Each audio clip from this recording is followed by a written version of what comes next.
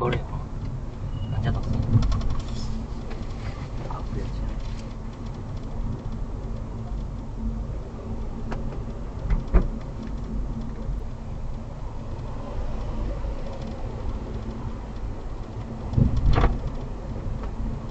Hello， 我是南部人韭菜，一直就菜 Bus Channel。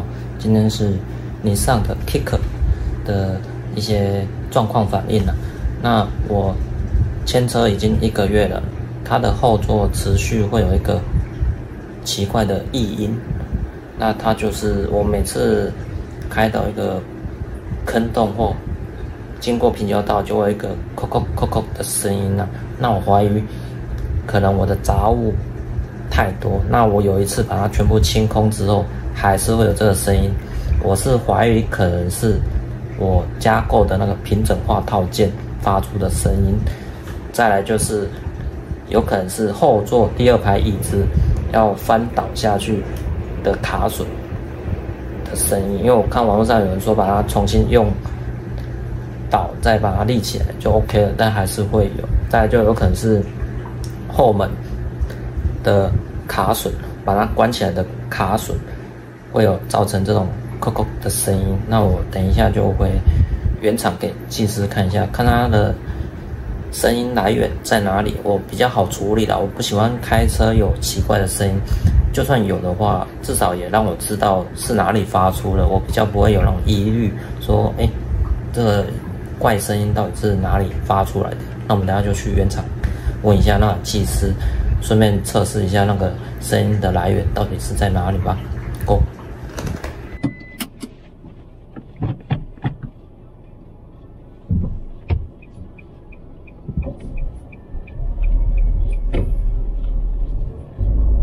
现在就来测试一下我后车厢的声音是不是那么明显。我是坐在驾驶座就有听到了。那我们今天就要去技师那边，就是回原厂让他检查看看，看看那个奇怪的声音是从哪边发出来的。因为在我开车的时候，这种奇怪的声音就都会影响到我，想要把它找出来在哪里。如果可以解决就解决，不行的话，至少我知道这奇怪的声音是从哪边发出来的，这样我也不会有那种疑虑。道理说，新车应该是不太会出现这种状况，除非是你又有加装什么配件，选购什么配件，然后安装的方式错误，或者是没有固定好才会出现。再来才是汽车本身的问题。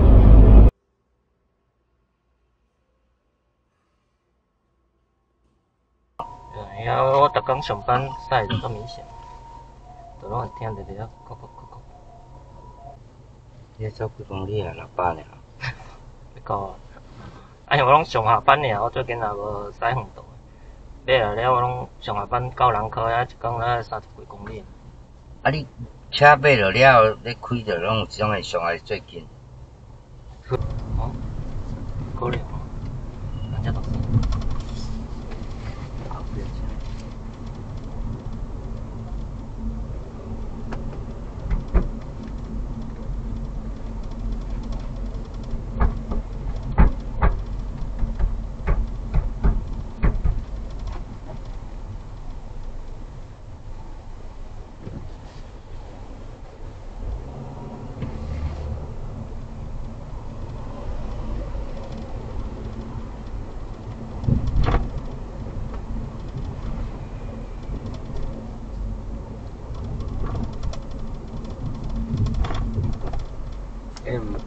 你讲的这台？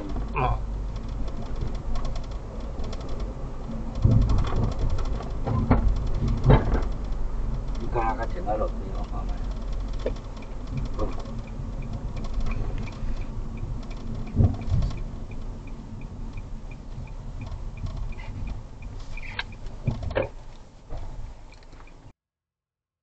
后来技师说，我的平整化套件要回原厂做一下调整，然后东西要固定好，不要让它晃来晃去，这是其中一个原因。再来是这个安全带扣，虽然这个不是这次主要的原因，但是他建议我装上一个套子，避免它撞击发出声音。再来就是这一次也是原因之一的，就是行车记录器跟原厂的内部线没有收好，造成它撞击的声音，所以要回原厂做收线的动作。没错，我今天又回原厂了。那这一次是检查我后面那个异音呢，就奇怪的声音。那后来我跟那个师傅呢，大概找了大概1个小时多，所以是那个平整化套件它的声音一直有一个闷声，就会咚咚咚咚咚咚。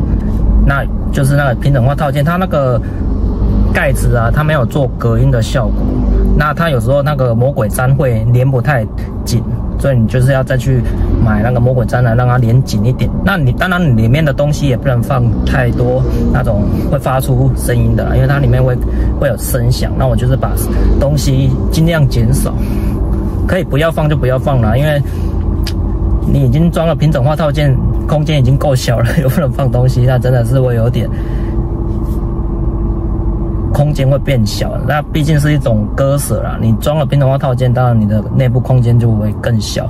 那我之前就一直想要装的那个平整化套件，所以那也没办法，那就想办法去适应它，去改善它。